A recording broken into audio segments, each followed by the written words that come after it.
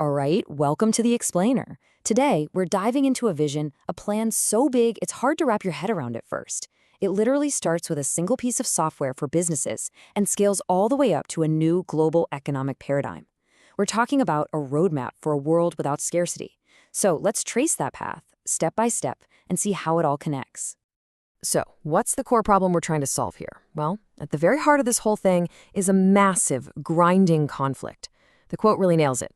Our economy, our society, it all operates on these lightning-fast global networks. But the systems running our cities or countries, they're stuck in the past. It's like trying to stream 4K video over dial-up. That gap, that friction, it creates these incredible stresses. And that's the fundamental issue we're tackling. Okay, so you have this world-changing vision. Where do you even begin? You can't just start with abstract ideas. No, the strategy is to start right here, right now. You build something real, something tangible, that solves a painful problem for people today. That's the anchor point. And that problem? Oh, it is so clear. Just look at what businesses are dealing with. They're absolutely drowning. Can't find new leads. Buried in DMs they can't even respond to. Wasting so much time and money hiring and rehiring people for the same repetitive tasks. For founders, time is everything. This is the perfect place to start. It's a beachhead, a perfect entry point for intelligent automation to come in and just solve it. And this is where the strategy gets really smart. The idea isn't to just sell another piece of software. No way. The goal is to build what Alex Hormozi calls a grand slam offer. You know, an offer so good, so valuable, that it completely reframes the conversation. People stop asking how much is it and start asking how do I get it? You're not competing on price anymore. You're creating a whole new category of value. It's a total game changer. And look, this isn't just theory. Here's the proof in the pudding.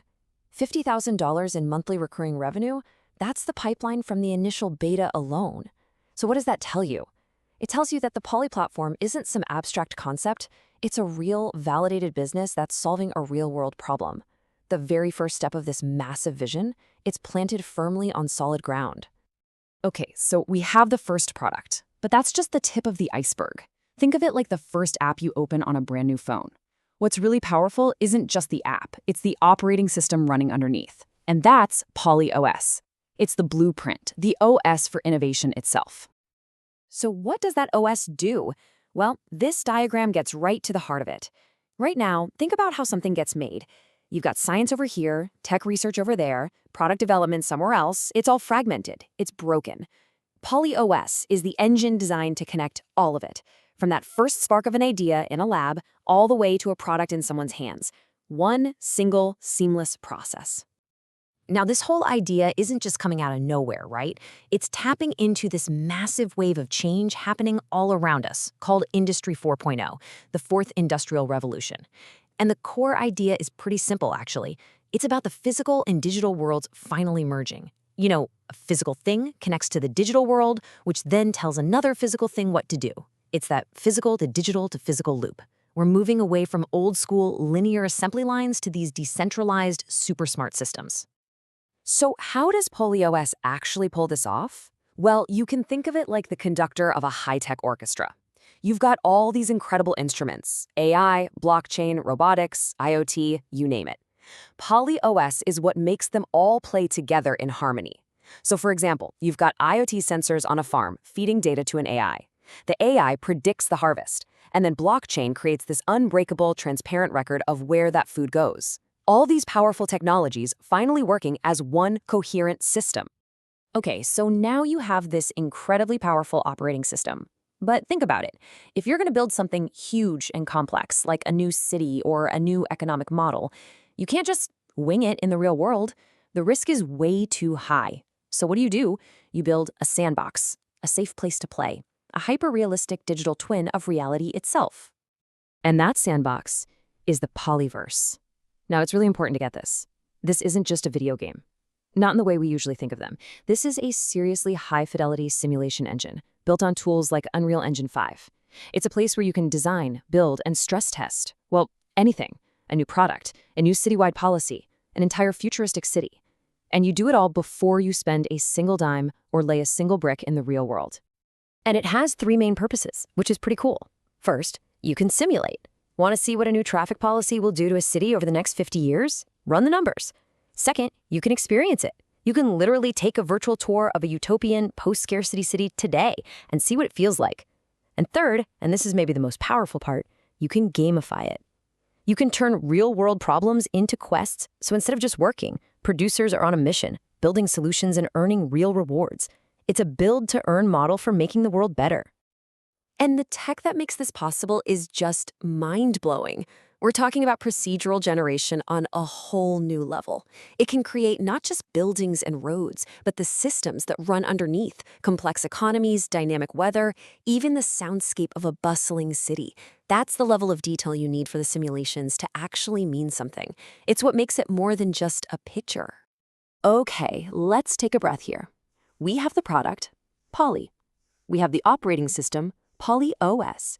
And we have the Sandbox, the Polyverse. The what and the how. But we have to ask the most important question of all. Why? What is all of this for? What is the ultimate point? And here it is. This is the core mission, to automate the production and distribution of basic human needs. It sounds crazy ambitious, but it's also beautifully simple. The goal is to build a world where the things everyone needs to not just survive, but to thrive are guaranteed for everyone, automatically. Abundance by design, not by chance. Now, a goal that big can feel impossible, so you break it down.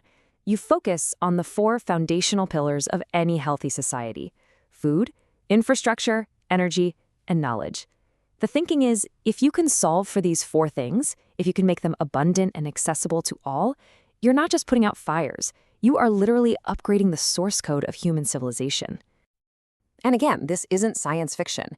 You can see little echoes of this logic already at work in the world. Look at this example, the aggregate model. It's a small piece of the puzzle, sure, but it's the same thinking. It uses simple mobile tech to connect 400,000 farmers directly to the market. It streamlines the supply chain, cuts out the waste. Now just imagine, take that same core principle of intelligent connection and efficiency and apply it to, well, everything. But here's the thing. Building this future isn't just about cool new tech. That's only half the battle. You can't pour the high-octane fuel of a networked society into the rusty engine of an industrial age economy. It just won't work. To achieve this, you need a fundamental upgrade to the economic operating system of the entire planet. And this chart really breaks down that shift. On one side, you have the old industrial model. It's centralized, it's top-down, it's linear. Power flows from a few centers. On the other side, you have the networked economy. It's decentralized, it's nonlinear. Value is defined by the network itself, and exchange happens from many to many. It's a totally different way of thinking about where power and value actually come from. So, if you're building a new kind of economy, you need a new kind of fuel to run it on, and that's where the PA token comes in. It's the native currency, the lifeblood of this entire ecosystem. And if you look at how it's distributed, you can see its real purpose. This isn't about speculation. This is about function. It's designed to fund incubators, to acquire new technologies, to reward the people actually building value on the platform. The network literally uses its own currency to fund its own growth. And all of this, every step from that first business automation tool to a new global economy, it all leads to this one final massive question. What will you build when the basic needs of society are no longer a problem to be solved, but a platform to build upon? Think about that. Because solving scarcity isn't the end of the story. It's just the beginning of a whole new one. And that is the ultimate vision.